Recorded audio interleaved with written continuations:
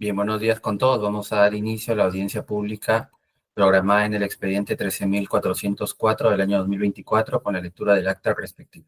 Adelante. Lunes 13 de enero de 2025, audiencia pública de la segunda sala del Tribunal de Contrataciones del Estado, presidida por el vocal Cristian Joe Carrera Gil e integrado por los vocales Steven Aníbal Flores Olivera y Daniel Alexis Paso Minches. Expediente número 13.404-2024.tce. Recurso de apelación interpuesto por la empresa BIMS SRL en el marco del procedimiento de selección licitación pública número 6-2024-DRAA-CS, primera convocatoria, convocada por la Dirección Regional Agraria-ANCASH para la contratación de bienes, mejoramiento y ampliación del sistema de riego Chinchis Alto del distrito de Ocros, provincia de Ocros, departamento de Ancash, con código único de inversión número 254475. En representación del postor impugnante se encuentra presente para hacer el informe de hechos el señor Hilmer Dexter Pittman, identificado con DNI número 44937382. En representación del tercer administrado Consorcio Amazon, se encuentra presente para hacer el informe de hechos el señor Jorge Luis Manuel Humberto Sánchez Gutiérrez, identificado con DNI número 18030157. Se deja constancia que la entidad no se presentó a esta audiencia pública pese a haber sido notificada el 7 de enero de 2025 mediante publicación en el tomarrazón electrónico del tribunal. Se deja constancia que la audiencia pública se lleva a cabo empleando la aplicación de Internet Google Meet y es grabada haciendo uso de la tecnología habilitada por el tribunal. Gracias. Se concede el uso de la palabra al representante de la empresa impugnante para que por un espacio no mayor de 10 minutos presente el informe de hecho respectivo. Adelante, señor Dexter.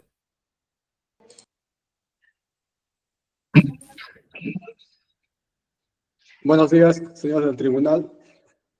Mi nombre es Hilmer Dexter Pittman. En esta ocasión represento a la empresa BIMS SRL, la empresa impugnante de este proceso. Básicamente lo que voy a exponer es los motivos por los cuales hemos impugnado el proceso y de por qué procedería nuestra impugnación. En primer lugar, el comité de selección, al momento de hacer el acta de admisión y calificación, ha cometido errores que contradicen a la ley, al reglamento y a los principios básicos que rigen este tipo de procedimientos administrativos, ¿no?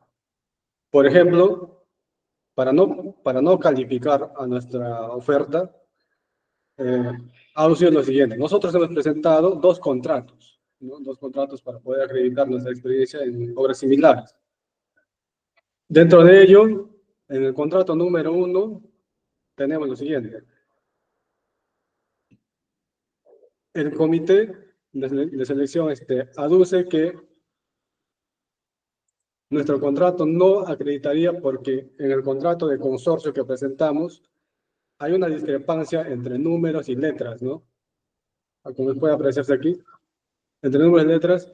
Por una parte, la participación de la empresa BIMS SRL en ese contrato, en números dice 50% y en letras dice 3%, ¿no? Hay una discrepancia clara, es cierto, por el cual no se acredita según el comité, digamos, en obras similares para este contrato. Ahora, si bien es cierto, se tiene la discrepancia, pero sin embargo, no se puede negar que el contrato de consorcio existe. Ahora, lo único que quedaría ahí es por determinar cuál de estos dos, en números o letras, correspondería validar, o en su caso, no, por esta discrepancia no correspondería validar, digamos, todo el contrato de consorcio, ¿no? Entonces, nosotros nos hemos abocado a refutar la posición del comité de la siguiente manera. Primeramente, se tiene que, si bien es cierto, hay una discrepancia, pues esa discrepancia es pasible de absolución de observación. ¿Por qué? Porque es un documento que ya existe, o sea, es preexistente a este proceso de selección. Entonces, estos documentos se han hecho con la finalidad de ejecutar una obra que ya se culminó. Entonces, la discrepancia que hay se debió haber advertido en aquel momento, pero como no se hizo, eso no significa que todo el documento, todo el contrato y toda la experiencia adquirida por mi representada quede desechada, ¿no? Entonces, hay en el artículo 60 del reglamento de la ley de contrataciones, dice bien claro, ¿no? En el numeral 60.2, inciso F, los referidos a las divergencias en la información contenida en uno o varios documentos son pasibles de subsanación, siempre que las circunstancias en materia de acreditación existieran al momento de la presentación de la oferta. Como puede verse, aquí en este caso, los documentos que ha presentado mi representada son el contrato de consorcio, y ese contrato de consorcio ya existía, o sea, ya existía antes de la presentación de la oferta, pero que sin embargo tiene una discrepancia por error de tipeo, se puede decir en este caso. Eso no desacredita del todo, digamos, a este documento. Por lo tanto, el comité debió de solicitar, digamos, la subsanación de esa discrepancia, que mi representada hubiera presentado la promesa de consorcio en el cual se aprecia perfectamente, sin ninguna discrepancia, que la participación de mi representada, así 50% en ese contrato. Entonces, debió de requerirse absolución de observaciones. Eso sería básicamente respecto al contrato número 1. Al contrato número 2, para no tomarlo en cuenta, el comité lo que adujo fue lo siguiente: que el contrato de obra no cuenta con una cláusula de asignación de riesgos, ¿ya? Y que por tanto ese contrato no sería válido, ¿no? De esta manera, lo que ha hecho el comité es quebrantar el principio de validez y presunción de veracidad que están premunidos todos los documentos en los procedimientos administrativos. Bien claro lo dice la Ley General de Procedimientos Administrativos en su artículo 9, ¿no? Entonces, el comité no está facultado para hacer ese tipo de determinaciones. ¿Por qué? En primer lugar, porque el comité a lo que sí está facultado es a revisar la idoneidad de los documentos que se presentan, más no la validez, porque la validez, digamos, de todos los documentos que se presentan están premunidos por ley, o sea, bajo el principio de validez y veracidad, están premunidos con ese principio. Entonces, el comité lo que ha cometido en este caso es invalidar esa experiencia, porque en el contrato no se estipula una cláusula de asignación de riesgos. Si bien es cierto, según la ley, los contratos que se celebran con el Estado deben llevar esa cláusula. Sin embargo, el hecho que no se haya puesto no significa que el contrato ya queda inválido, ¿no? Salvo alguna autoridad competente determine que el contrato en sí no es válido. Por lo tanto, el comité de selección no ha sido su atribución, o no es su atribución, en todo caso, determinar si es válido o no un contrato. Más aún, tomando en cuenta que hay diferentes resoluciones de aquí, del mismo Tribunal de Contrataciones del Estado, y mencionaré uno en concreto,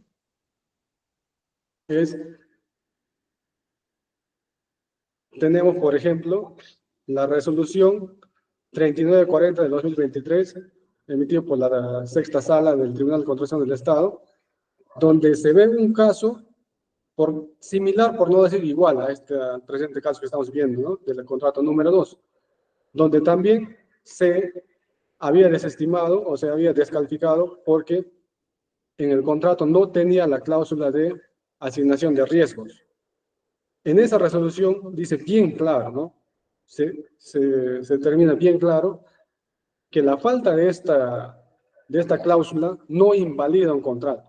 Más aún tomando en cuenta que los contratos o los documentos que se piden no es para verificar si los documentos son válidos o no son válidos, o si son veraces o no son veraces. Ya se ha quedado bien claro que la veracidad y la validez están premunidas para todos los documentos. Entonces, lo que tiene que revisar el comité es si esos documentos son idóneos o no son idóneos para poder acreditar la experiencia en obras similares. Y para poder acreditar la experiencia similar, ¿qué es lo que se necesita en el contrato? Primeramente, que identifique claramente cuál ha sido el objeto del contrato. O sea, qué es lo que se ha ejecutado, ¿no? Y en este caso, el contrato que presenta la representada cumple con eso. Dice bien claro cuál ha sido la obra. Lo siguiente, identificar las partes. ¿Quién ha sido el contratante y quién ha sido el contratado? En este caso, también se identifica claramente quién ha sido el contratante y quién ha sido el contratado. En este caso, el contratado ha sido mi representada mediante un consorcio. Entonces, se está identificando que en ese consorcio ha participado mi representado, en esa ejecución, perdón. Lo siguiente sería determinar el monto por el que se ha firmado el contrato. También existe en ese contrato. Lo siguiente sería la fecha de suscripción. ¿Para qué? La fecha para ver si cumple o no cumple con con la antigüedad requerida, el contrato, en este caso que ha presentado mi representada. Por lo tanto, cumple con todos los requisitos de idoneidad que debe verificar el comité. Entonces, en este caso, ha sido desestimada de manera irregular, ¿no? Esa es nuestra posición. Por otra parte, también, para poder justificar, digamos, su posesión, el comité había citado a una resolución del Tribunal Constitucional donde señala lo siguiente. Entre otros, en esa resolución, el tribunal ha abordado un caso que no es similar al caso que nos atañe en este momento, pero que sin embargo el comité hace ver que se trata de un caso similar y que por tanto la jurisprudencia aplicaría. En este caso no aplica porque está tratando de casos diferentes, ¿no? Y además está tratando, digamos, supuestamente un error no puede generar derechos según el criterio del comité y según ha planteado ahí. Pero eso no aplica porque en aquel caso el tribunal estaba viendo un caso muy diferente a lo que nos atañe en este momento. Entonces no aplicaría tampoco. Por otra parte, como se sabe, señores del tribunal, también quiero hacer mención aquí, aquí debe primar, digamos, los hechos.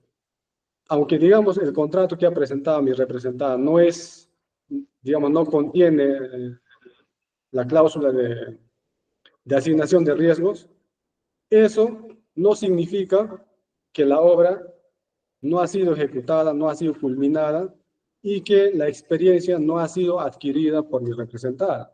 Porque estos documentos que se requiere para la calificación en un proceso son básicamente para verificar si la empresa que se va a contratar tiene o no la experiencia requerida, al margen de algunos errores que pudo haber habido en la documentación o al momento de elaborar la documentación. Eso no puede quitar el hecho de que mi representada ejecutó la obra y culminó, y hay todos los documentos. Entonces, en este caso, también pediría que se aplique el principio de digamos, la primacía de la realidad, ¿no? Las cosas que ya se hicieron, ya priman las cosas que, digamos, se han ejecutado. Más al margen, ahora, si estuviéramos todavía en un proceso de firma de contrato, ahí sí aplicaría lo que el comité está diciendo, ¿no? Que es obligatorio poner ¿cómo se llama? La cláusula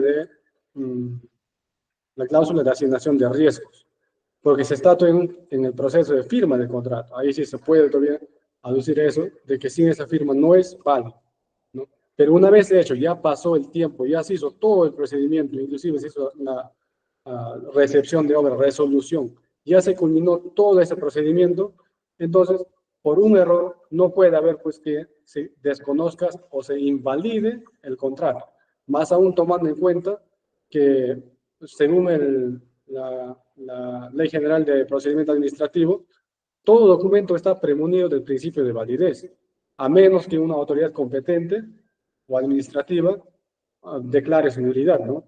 En este caso no ha ocurrido eso. Entonces, por lo tanto, el documento que presenta mi representado, en este caso el contrato de obra, número 2, sí es válido. Más aún tomando en cuenta, como les puedo repetir, la resolución número 3940-2023 de la sexta sala del Tribunal de Contratación del Estado. ¿Ya? Esa sería mi intervención para, digamos, reforzar mi postura o la postura que tiene la empresa impugnante. Muchas gracias. Gracias. Se concede el uso de la palabra al representante del tercer administrado para que por un espacio no mayor de 10 minutos presente el informe de hecho respectivo. Adelante, señor Sánchez. Muchas gracias, señor presidente del tribunal. Con la venia de los otros miembros del tribunal y con la venia del señor alcalde distrital Gilmel Destre Pigman, que está que funge en este momento como representante de un consorcio cuando es alcalde de la municipalidad distrital de Gilcán. Eso, por favor, quiero que el tribunal lo tome en cuenta. ¿Ya? Y nosotros, como terceros administrados, acudimos al tribunal formulando 3 peticiones. Uno, que el tribunal declare descalificada la oferta del postor impugnante, Vince SRL, y que al quedar descalificada la oferta corresponde que se declare infundado o improcedente el petitorio del postor impugnante y en consecuencia se confirme el otorgamiento de la buena pro a favor de mi representada. Respecto a las etapas del proceso de selección, voy a referirme brevemente en forma puntual. En la etapa de admisión, como van a poder observar del acta, no se admite a 5 postores por errores en el presupuesto, es decir, en oferta económica y en la promesa de consorcio, porque las bases integradas, en concordancia con las bases administrativas, establecieron como requisito una participación mínima para el integrante del consorcio que acredite mayor experiencia, mayor al 60%. ¿No? En la etapa de evaluación, mi representada empata en el primer lugar con el impugnante, por lo que se realiza un sorteo y quedamos en el segundo lugar. En la etapa de calificación, al no cumplir con acreditar los requisitos de calificación, el impugnante es descalificado y en consecuencia nos otorgan la buena pro. Ahora vamos a abocarnos a las razones por cuales se descalificó al postor impugnante. Respecto a la descalificación de la empresa Vince SRL.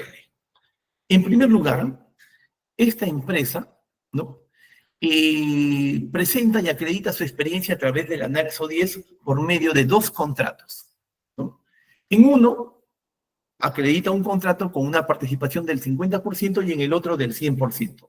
Sin perjuicio de lo señalado por el comité para descalificar las ofertas del postor impugnante, nosotros venimos a sostener lo siguiente. Respecto del contrato número 1, o de la experiencia 1, ¿no?, presenta contrato de consorcio y de ese contenido, señor presidente, va a poder observar que existe información incongruente, información contradictoria, porque el contrato número 1 es un contrato de consorcio, está conformado por 2 empresas, Consorcio Orami SRL, que en letras establece una participación del 97%, pero en números 50%, y Vince SRL, que es el impugnante en este caso, en letras con 3% y en números con el 50%. Entonces, es claro que existe información contradictoria respecto de los porcentajes, lo que significa a su vez que se trata de información excluyente entre sí. ¿Por qué razón excluyente? Porque no permite conocer el alcance del porcentaje de obligaciones que le corresponde a cada integrante. Sobre este punto, yo quiero señalar que el Tribunal de Contrataciones ya ha establecido en reiterada jurisprudencia que la incongruencia se da cuando la documentación de la oferta contiene declaraciones que resultan excluyentes entre sí. Vale decir que brinda información contradictoria que no permite tener la certeza de cuál es el alcance de su oferta. En este sentido, van a poder apreciar, señores miembros del tribunal, que no existe trazabilidad entre lo consignado en el anexo 10 con la experiencia aportada, lo que deviene en que dicho anexo también contenga información incongruente. La razón es simple. Lo declarado no corresponde a lo que ha acreditado el postor impugnante. Justamente por esta razón, sostenemos que la experiencia del postor no debe ser tomada como idónea o válida para en este proceso de selección acreditarla como experiencia en similar. Sobre este punto, yo quisiera precisar que en ningún caso la información incongruente y contradictoria que contiene este contrato, es decir, la experiencia número 1, se puede tomar como un error material, toda vez que no se trata de un error en digitación o transcripción. No, por el contrario, señores miembros del tribunal, se trata de un error esencial, debido a que no se puede verificar cuál ha sido la real participación del postor en el consorcio, ¿no? Por esta razón, el error material y formal, que es subsanable según la normativa y el artículo 60, ¿no? También establece esta norma que no debe alterar el contenido esencial de la oferta, ¿no? ¿Por qué? Porque la información contradictoria tergiversa lo que se quiere acreditar. Y tampoco puede ser tomado como información subsanable. ¿Por qué? Porque el postor impugnante está que asume la posición de que al observar, pedirle que subsane, ellos van a ir al contrato de consorcio, corregir los porcentajes de participación, pero no tomen en cuenta que este contrato de consorcio ha sido tomado en cuenta para suscribir un contrato, ¿no? Un contrato que se ha ejecutado y no podría modificarse válidamente el contrato de consorcio, ¿no? Y al no poder modificarse válidamente el contrato de consorcio, estaríamos ante documentación inválida y que transgrede la normativa en contrataciones con el Estado. Por lo tanto, nos ratificamos a que esta experiencia acreditada no puede ser tomada en cuenta y no es suficiente para acreditar la experiencia similar. Respecto del contrato número 2, en este caso queda claro que el postor impugnante se ha sometido a las reglas del proceso de selección, es decir, a las reglas contenidas en las bases integradas que constituyen las reglas definitivas del proceso. Esto se corrobora, señores miembros del tribunal, cuando el postor impugnante acepta y firma el anexo 2 por el que declara que conoce y se somete a las bases, condiciones y reglas del procedimiento de selección. Esto implica a su vez que también se somete a la ley de contrataciones del Estado y su reglamento, por lo cual, y esto es un punto sumamente importante, para acreditar la experiencia similar, está obligado a presentar contratos que cumplan con los requisitos y condiciones que ha impuesto la ley y el reglamento. En esta línea, yo quiero citar el numeral 32.1 del artículo 32 de la ley, que ha establecido como uno de los requisitos de validez del contrato que en esto debe identificarse y asignarse los riesgos previsibles que puedan ocurrir durante su ejecución. De la misma forma, ¿no? Integralmente el numeral 138.3 del artículo 138 del reglamento ha establecido igualmente que tratándose de los contratos de obra se incluyen además cláusulas que identifiquen los riesgos que puedan ocurrir durante la ejecución de la obra. Entonces, debe quedar claro que para que un contrato de ejecución tenga plena validez, se pueda utilizar, y esto es un punto importante, se pueda utilizar para acreditar experiencia en similar, debe contener cláusulas donde se identifiquen y asignen los riesgos que puedan ocurrir durante su ejecución. Requisitos, señores miembros del tribunal, que el contrato número 2 que presente el impugnante para acreditar su experiencia no cumple. Por consiguiente, tenemos que esta experiencia del contrato número 2 no podría ser tomada en cuenta, más aún cuando durante el procedimiento de selección se exige a los postores un deber de diligencia al momento de elaborar sus ofertas, ¿no?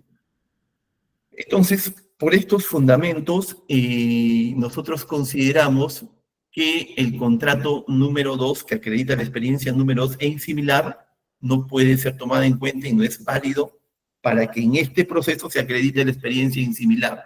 Por lo tanto, corresponde que se declare descalificada la oferta del postor impugnante, se declare infundado o improcedente y se confirme la buena pro otorgada a favor de mi representada. Con esto concluyo mi exposición, señor presidente del tribunal. Gracias. ¿Se consulta al representante de la empresa impugnante si va a hacer uso de su derecho de réplica? Señor Dextre. Sí, sí, voy a hacer mi uso de derecho de réplica. Muchas gracias. Para refutar el argumento que acaba de esgrimir el postor adjudicatario, en primer lugar, mira, cuando nosotros, respecto al contrato número 1, cuando pedimos absolución de consultas, no estamos diciendo que vamos a cambiar el porcentaje de participación en el contrato de consorcio o vamos a modificar el contrato de consorcio. Porque esos documentos ya son documentos preexistentes, o sea, son documentos que ya existen, ya no se puede hacer ninguna modificación.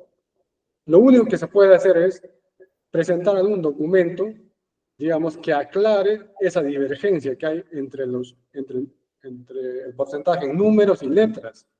Aquí no se está pidiendo modificar o que mediante la absolución de observaciones se modifique, ¿no? Sino simplemente está aclarar esa divergencia que existe.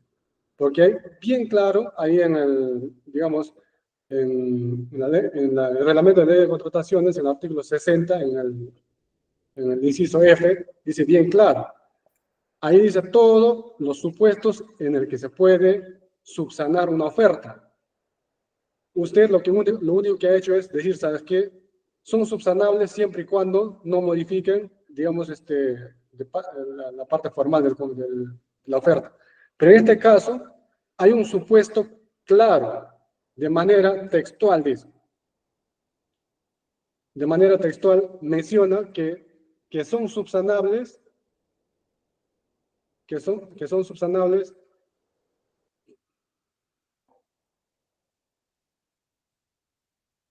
siempre y cuando existen divergencias en documentos que ya existen al momento de la presentación de las ofertas.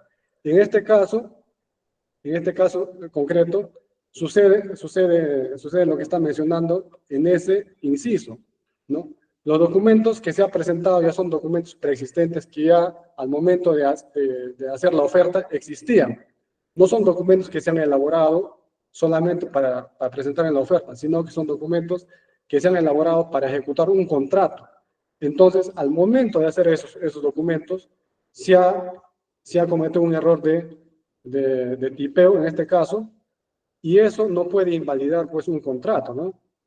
Y además, más aún tomando en cuenta que en las mismas bases dice que para poder acreditar el porcentaje de participación existen dos tipos de documentos. Uno está la promesa de consorcio o puede ser también el contrato de consorcio.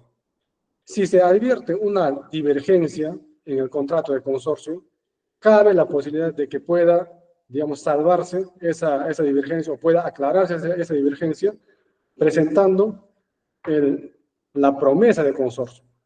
Entonces, esa es nuestra postura nuestra. Respecto a la postura que tiene el adjudicatario respecto a la segunda experiencia.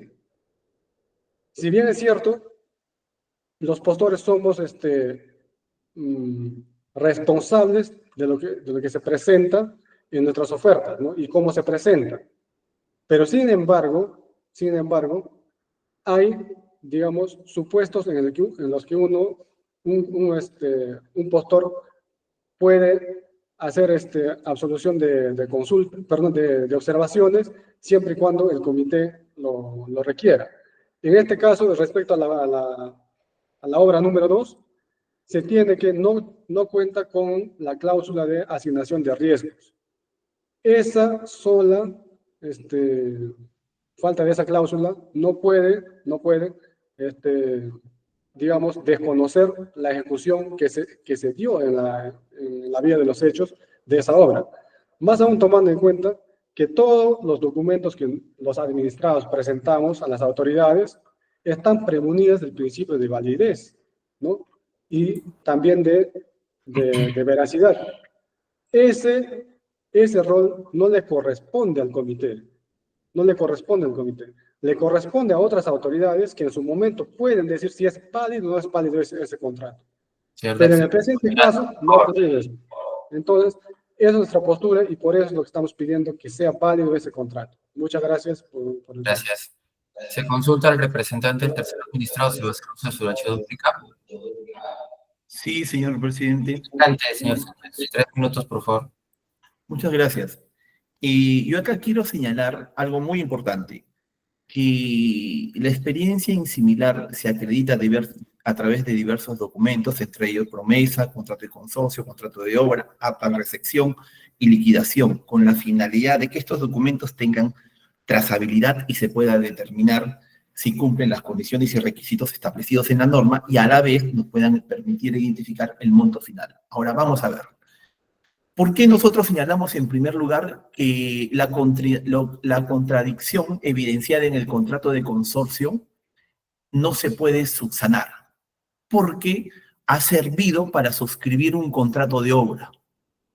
Por lo cual, presentar otro contrato de consorcio subsanado implicaría, ¿no?, que se estaría utilizando un contrato distinto al que se utilizó para suscribir el contrato por el que se pretende acreditar la experiencia número 1, lo que no generaría en realidad un efecto vinculante, es decir, no se estaría delimitando la trazabilidad.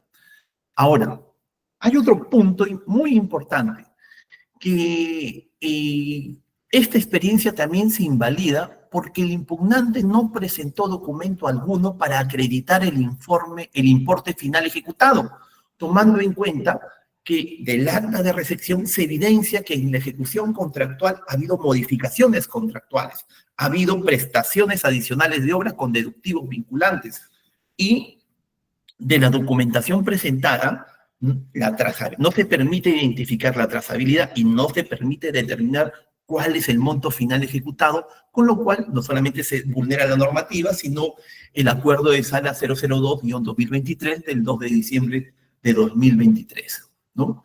Entonces, tenemos que tanto en la experiencia 1 como en la experiencia 2, sí efectivamente existe información incongruente, insuficiente, que si bien es cierto no es función del comité declararla inválida, pero que no puede utilizarlo el comité para que se acredite válidamente la experiencia en similar, ¿no? Eso es todo, señor presidente. Gracias.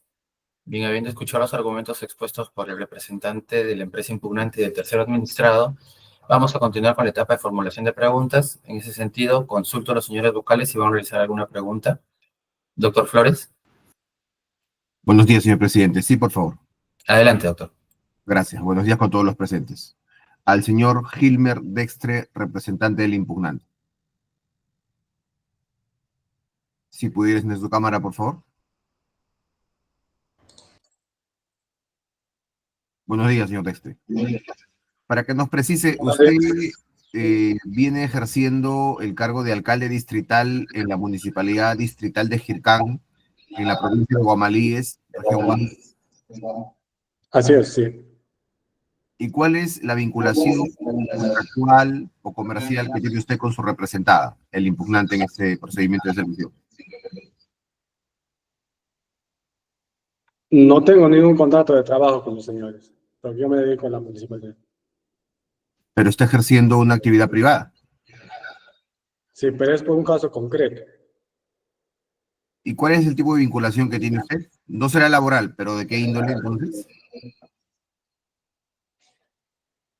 No, no tengo ningún tipo de vinculación, salvo de amistad conocida. ¿No es usted asesor? No, no, no, no. ¿Ha sido usted antes accionista de esta empresa? ¿O algún tipo Sí, de sí, representación legal? sí, es cierto, sí, es cierto. ¿Hasta qué fecha? Hasta diciembre del 2002, perdón, 22. 2022. Ujú. Ok, le agradezco las peticiones. Gracias. Es todo de mi parte, señor presidente. Gracias, doctor. Doctor Paz, ¿va a poner alguna pregunta? Tengo preguntas, señor presidente. Gracias. Bien, de mi parte no hay consultas que realizar. De esta manera damos por concluida esta audiencia. Buenos días.